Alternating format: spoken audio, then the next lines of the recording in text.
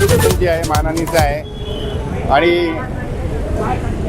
आज जे मॅटर आहे हिअरिंगसाठी आहे, उलट तपासणीसाठी आहे. अशोक सायकर जे चौकशी अधिकारी आहेत त्यांची आज उलट तपासणी होणार होती, परंतु नुकतेच आपल्या सर्वांना माहिती असेल माननीय शिवराज पाटील चाकूरकर साहेब यांचं देहांत झालं आणि त्यामुळे भारतीय नागरिक सुरक्षा संहितेनुसार फौजदारी केसमध्ये नवीन जामीन देणं बंधनकारक आहे.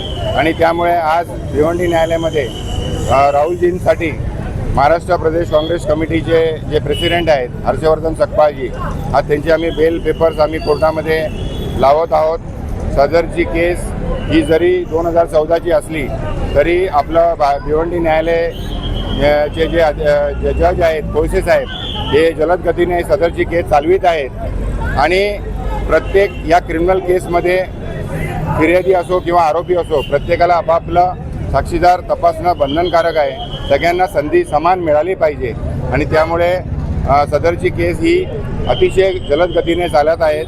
सर्वोच्च न्यायालयाचे निर्देश आहेत की MP-MLAच्या केसेस लवकरात लवकर चालले पाहिजे आणि त्या निर्देशानुसार आपले भिवंडी न्यायालयाचे न्यायाधीश सदरची केस जलद गतीने चालवित आहेत.